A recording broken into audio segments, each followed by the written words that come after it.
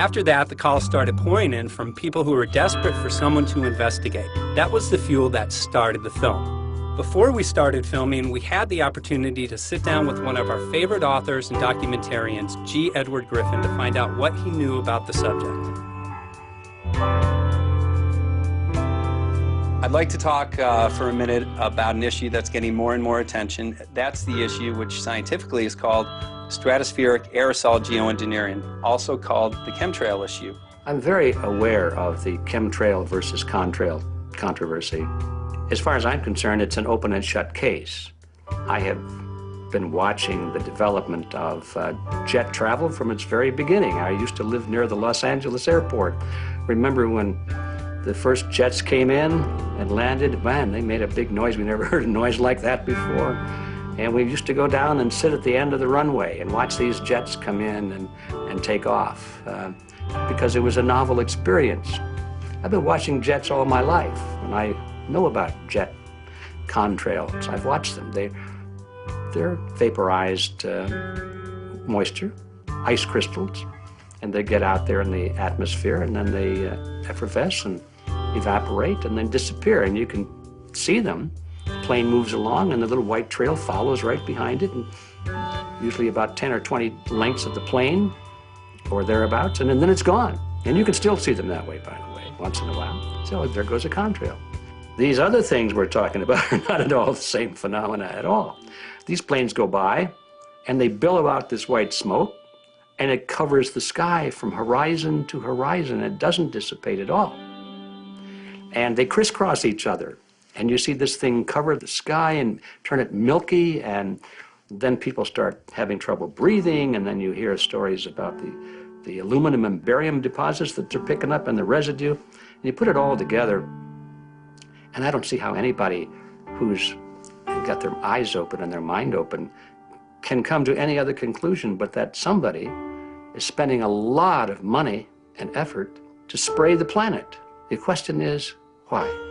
I have my own theories, but I hope that there will be some good investigative reporters go out there and get us the answer. I know that whenever it's finally discovered, and it will be, the people who are doing it will undoubtedly say, oh, well, we did it for you folks. It's for the greater good of the greater number. It's for the society. It's probably to prevent global warming, or maybe it's to inoculate people against some kind of a dreaded biological attack. We can't go around shooting everybody in the arm, but we can spray them and save their lives. You see how good we are? We're doing it for the benefit of society. I know they're going to, whatever it is, they're going to say it was for your good, but mine. Think if we had the ability to steer hurricanes, and the hurricane was going to slam into New Orleans.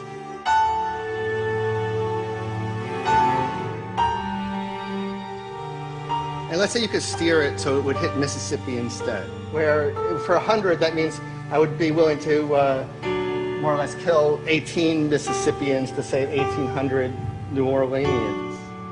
And if you do that knowingly, are you murdering those 100 people? And there's all kinds of equity issues there. Now, also, we might be wrong about our steering, and if we didn't do the research right, maybe our steering would intensify Katrina and even kill more people in New Orleans. And so this question of how do you develop the confidence to know that your intervention will reduce overall damage, and then how do you deal with the understanding that you might be damaging some people who wouldn't have been damaged before while saving people overall? The spraying appears to be mostly in NATO countries. I've seen it here in the United States, I've seen it in England, I've seen it in Scotland, I've seen it in Canada, and I've had reports from people who live in France. There's a grouping, there's a political grouping here of some sort. It's international in scope. It's not just an American phenomenon, it's international. And anybody that wants to investigate that, I think, has to take that fact into consideration. They're going to find a political grouping and a political motive here. But in my humble opinion, it's not in your good or mine at all. I don't know what it is, but we'll soon find out.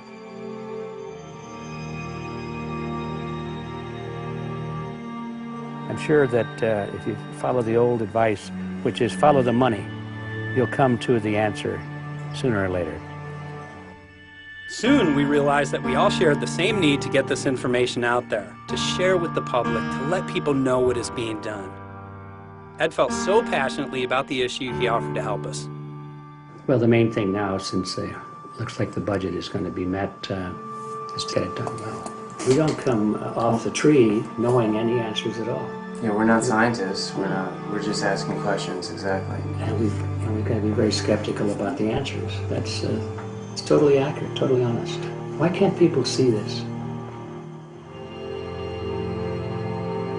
They're not hearing it. They don't know that the facts are not being presented. We're very lucky, you know that?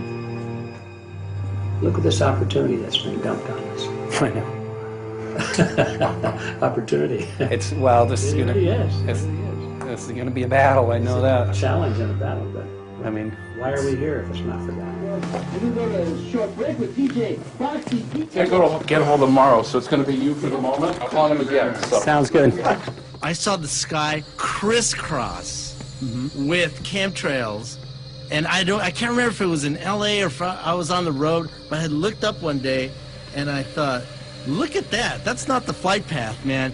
That was a grid, a regular grid over the city, and I couldn't believe my eyes. Milky white clouds. And, you know, it all seems very obvious, and now the evidence of what we have on the ground with the aluminum, the barium, strontium, and with what we see in the patents and what the geoengineers say are going to happen, I mean, for the everyday Joe, this is a slam dunk.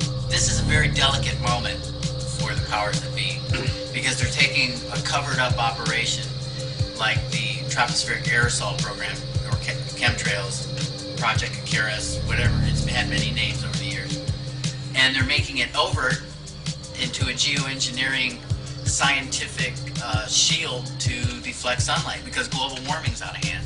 So at this very moment, the belly of the beast is right above us with no armor. Whether people believe in chemtrails or not, the geoengineering should be scary enough. And when people learn about geoengineering, chemtrails will then become apparent, because they're the same. So you're talking about global conspiracy here.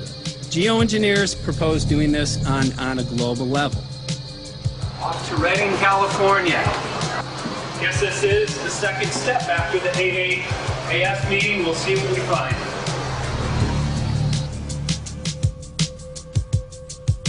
Right here in Northern California at Dane Wigington's house. He owns over 2,000 acres overlooking Lake Shasta. He told me about some of the challenges that they're having up here. Let's go and talk to Dane. We'll see, you know, what's going on his property. We'll see what he's going through, and also what action he's taking based on the test results that he has.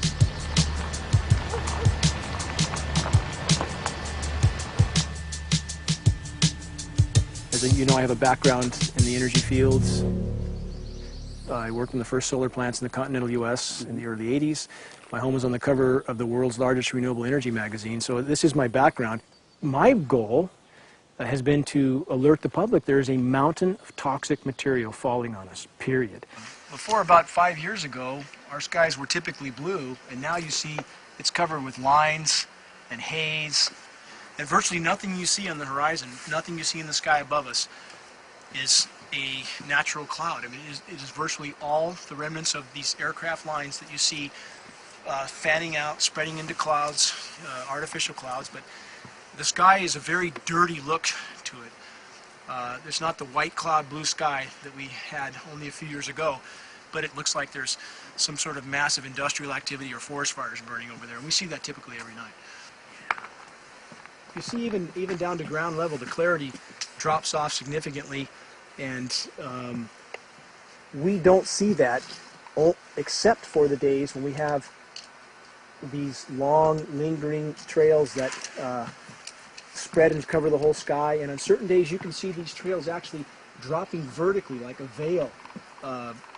We assume the particulates are descending, and we have the tests to prove that we are being inundated with levels of aluminum and particulates that are literally tens of thousands of times what would already be considered high. So we're not talking about exposure to a slight percentage higher of these toxic materials. We're talking about quantities, for example, off the side of Mount Shasta. If you can pan back That's a landmark in Northern California, considered to be a pristine water source. Aluminum or snow sample off the side of Mount Shasta tested 61,000 parts per billion. This is just ordinary snow water, and people are drinking this stuff when they're hiking on the mountain. And remember, government action is required at 1,000. This is 61 times over the government limit, and our hikers are drinking this poisonous water on Mount Shasta Mountain itself. Barium, 83. Strontium, 383. So this summer, the people climbing are drinking poison. Basically. I certainly wouldn't want to drink 61,000 micrograms per liter of aluminum. And again, we've already seen in 5 years soil pHs in this area that have escalated 10 to 12 times, and we can prove that conclusively. Well, this is not speculation. We can prove conclusively that these metals have been in the rain. We have duplicate samples. Bachelor of Science in Forestry, International School of Forestry at Missoula. Master's in Zoology, specialized in aquatics. 35 years with the U.S. Forest Service as a wildlife biologist. And before that, several years with the USDA Soil Conservation Service as a soil conservationist. Also have run the botany programs, range and grazing programs. And I continue that today. Right now I do a lot of master gardener consultation work. When I started this garden back in about 2005 or so, the pH here was 5.5, 5.6. This is the old soil survey of the county.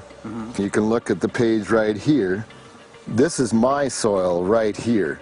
It's a Dietz 125, 126 here at my house. And here, the soil reaction pH should be between 4.5 and 6.0. And over there in the pure mud, it's even a little darker. It's 6.8 right there. And what can this do to plant life and ecosystems?